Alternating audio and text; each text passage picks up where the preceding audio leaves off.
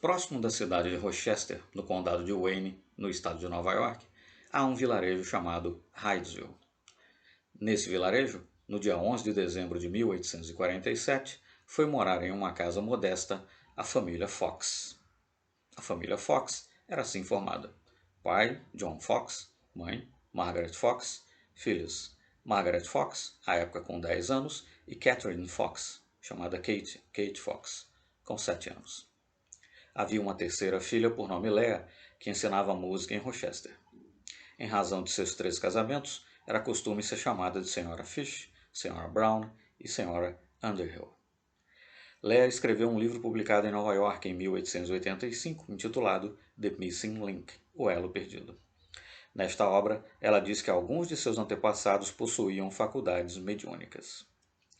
No início desta história, as 2 irmãs Fox, Margaret e Catherine, ocuparam um lugar de destaque. Entretanto, mais tarde, Leah se uniu a elas e passou a ter papel relevante no caso.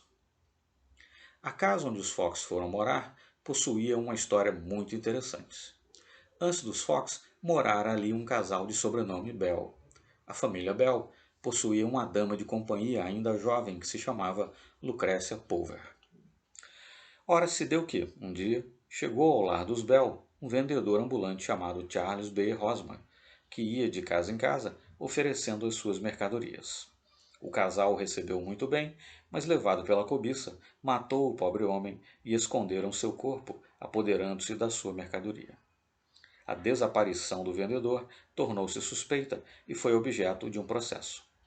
Então, houve informações de que a última casa em que viram o vendedor entrar havia sido a casa dos Bell.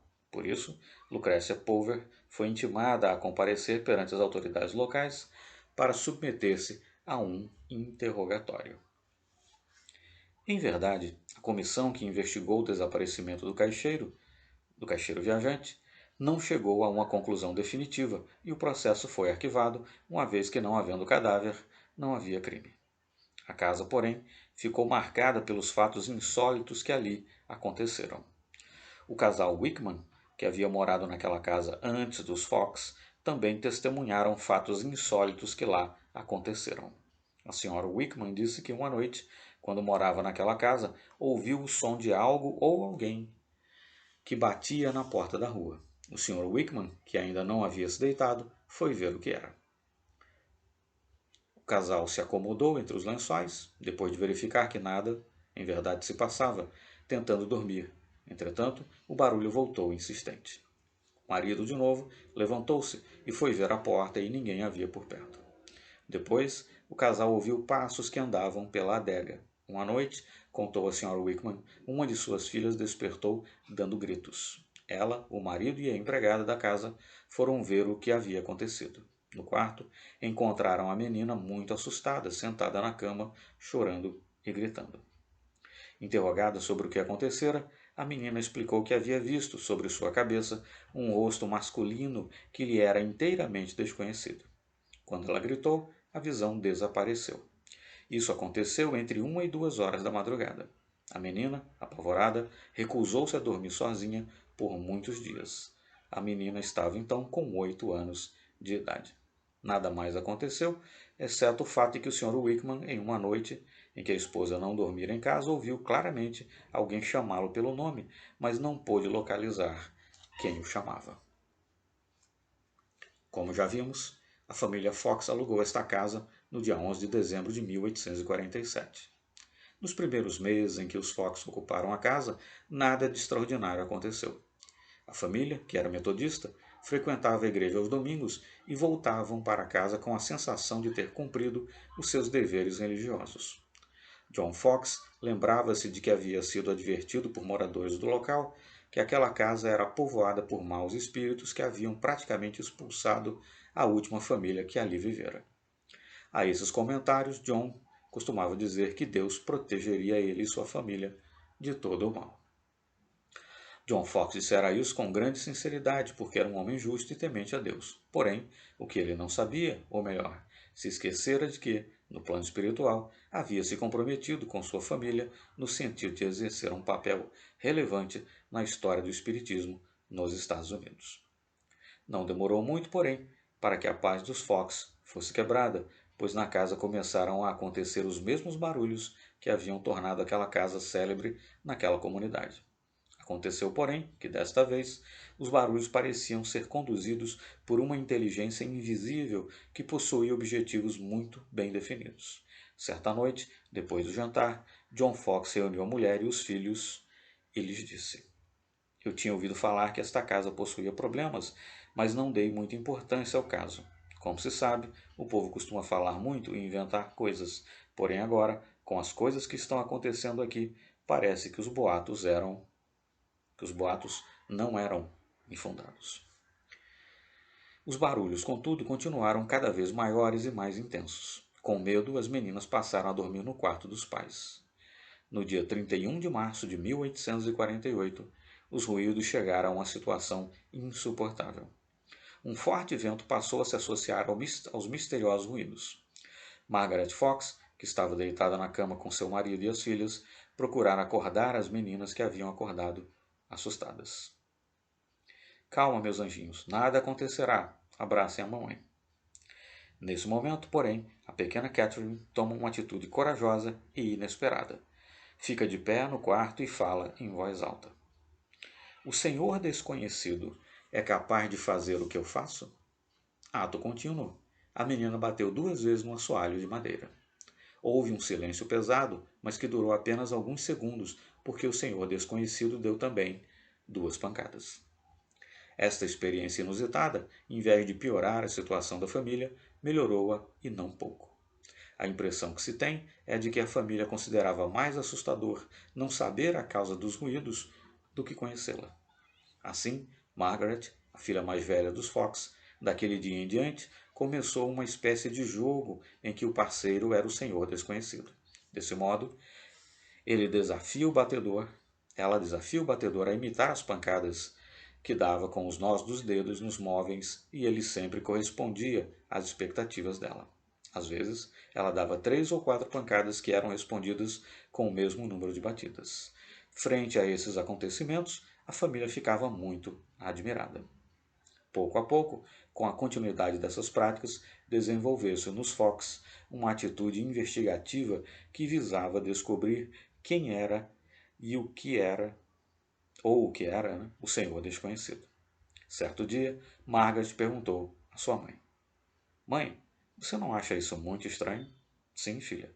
Penso que é a coisa mais estranha que já vi em toda a minha vida. O assunto não foi levado ao pastor, e a família Fox, cada vez mais interessada naqueles fatos, criou um código extremamente simples para entrar em contato com o Senhor desconhecido. O código funcionaria assim. Uma batida significaria a palavra sim e 2 a palavra não. Informações numéricas como idade, número de filhos, dias da semana ou do mês seriam dadas pelo mesmo número de batidas, adequada à natureza das respostas. Por meio desse processo, a senhora Fox perguntou quantos filhos ela tivera. Ouviram-se então 7 pancadas. A mulher considerou a resposta errada, pois possuía apenas 6 filhos e não 7. A senhora Fox insistiu com a pergunta e a resposta foi a mesma: 7 filhos. Com a insistência da resposta, Margaret foi forçada a repensar o assunto e então se lembrou de um filho que falecera em tenra idade, do qual ela não havia se lembrado. Aquele tipo de informação, tão exata, levou a senhora Fox a ter certeza de que estava lidando com uma causa inteligente, posto que invisível.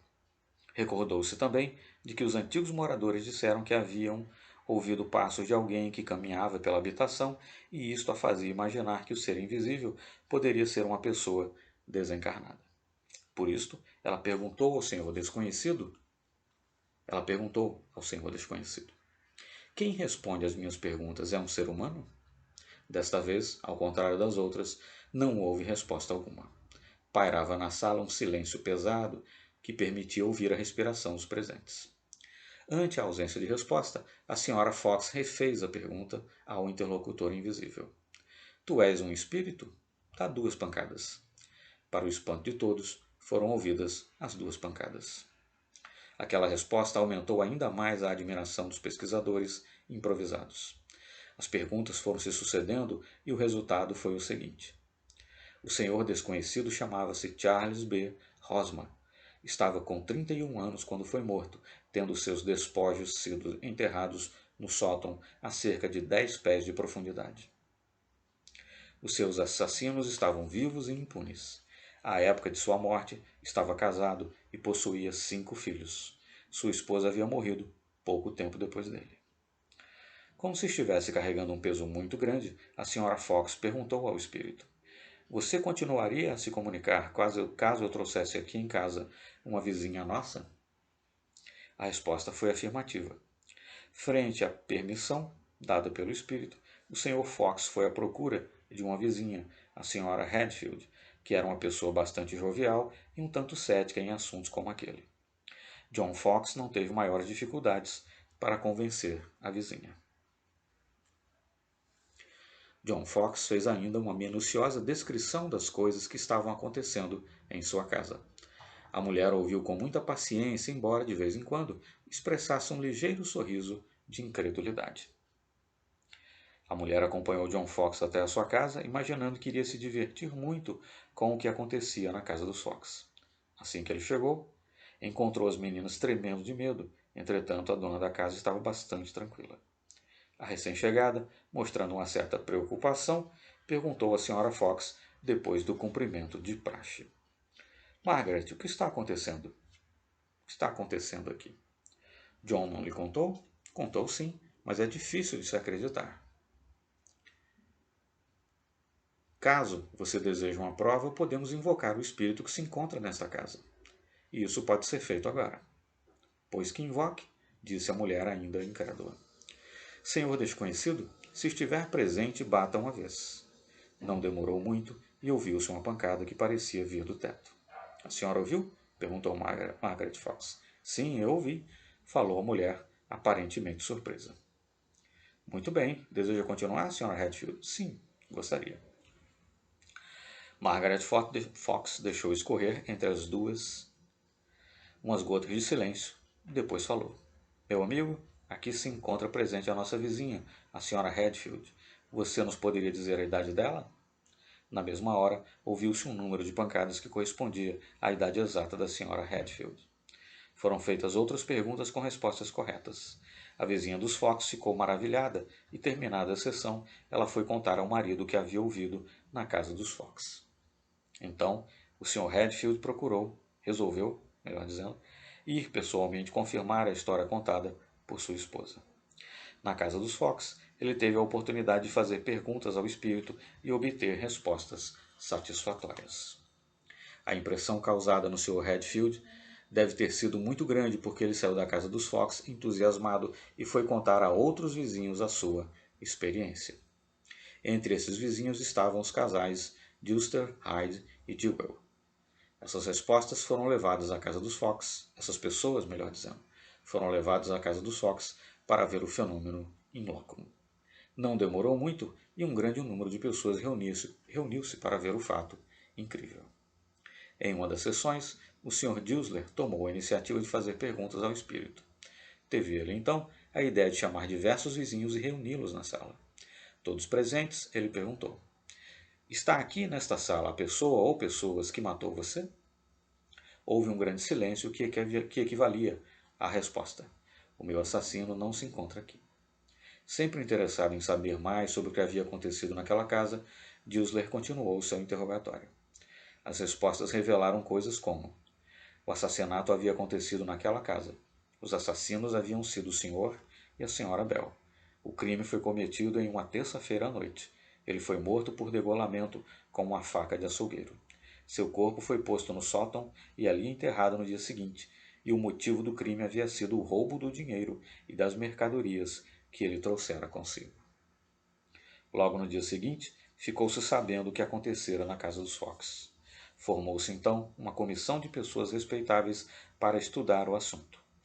Antes de se ter formado a comissão, um grupo de pessoas foi ao sótão com o objetivo de encontrar o cadáver do caixeiro. Entretanto, durante as escavações, encontrou-se água e, por isso, o trabalho foi suspenso. De posse de informações cada vez mais ricas sobre o crime ali acontecido, a comissão decidiu descobrir a verdade, escavando o sótão da casa assombrada. Houve então 2 tentativas. Na primeira, como já vimos, encontraram água e o trabalho não prosseguiu, e a segunda alternativa se deu mais tarde, a segunda tentativa se deu mais tarde, no verão de 1848. Desta segunda tentativa participaram David Fox, Limar, Granger, Henrique Bush e outros. Desta vez o resultado foi positivo, embora não completamente, porque quando as escavações chegaram a cerca de 5 metros, encontraram uma tábua, cal, alcatrão e ossos que foram levados a peritos que concluíram tratar-se de ossos humanos. Nesse material, porém, não encontraram o total de 250 ossos que compõem o esqueleto humano. A solução deste crime, contudo, seria dado bem à frente, para ser exato em 23 de novembro de 1904, exatos 55 anos depois da segunda escavação a que nos referimos há pouco. The Boston Journal publicou a história desta descoberta do seguinte modo. Foram encontrados na casa onde viveram as irmãs Fox em 1848 restos de um corpo que se acredita ter sido de um homem cujo espírito se comunicava por meio de pancadas. Esta descoberta confirmou a veracidade do testemunho das irmãs Fox e da comunicação de espíritos desencarnados. As irmãs Fox declararam que haviam estabelecido contato com o espírito de um homem que, em vida, havia sido caixeiro viajante e que havia sido morto naquela casa pelo casal Bell, que eram seus fregueses. Foram feitas, então, diversas tentativas de encontrar o corpo do homem assassinado, mas todas elas resultaram inúteis ou incompletas. Por este motivo, não havia provas concretas e conclusivas do relato da família Fox. A descoberta de 1904 foi feita por acaso. Meninos de escola que brincavam no sótão da casa dos Fox encontraram ossos humanos por lá e avisaram ao dono da casa, o Sr. William H. Hyde, que mandou fazer escavação, e o resultado foi a descoberta de um esqueleto humano que, sem dúvida, era o que restou do homem morto ali há 55 anos atrás. Ao que parece, o assassino havia enterrado a sua vítima em uma cova no sótão, com o corpo coberto de cal virgem. Muito provavelmente, por não sentir-se seguro, exumou o cadáver e o enterrou de novo debaixo de uma parede onde foi encontrado. Com esse fato, ficava confirmada, por meio de provas materiais, que as irmãs Fox haviam se comunicado com um espírito desencarnado. Encerramos por aqui, meus amigos, o nosso relato. Lemos aqui excertos do livro A História Dramática das Irmãs Fox. José Carlos Leal é o autor, publicada a obra pelo Educandário Lar Frei Luiz. Recomendamos fortemente a leitura integral da obra. Ficamos por aqui então, até o nosso próximo vídeo. Se inscrevam no canal, nos ajudem a divulgar cada vez mais e melhor a maravilhosa doutrina dos espíritos. Até a próxima.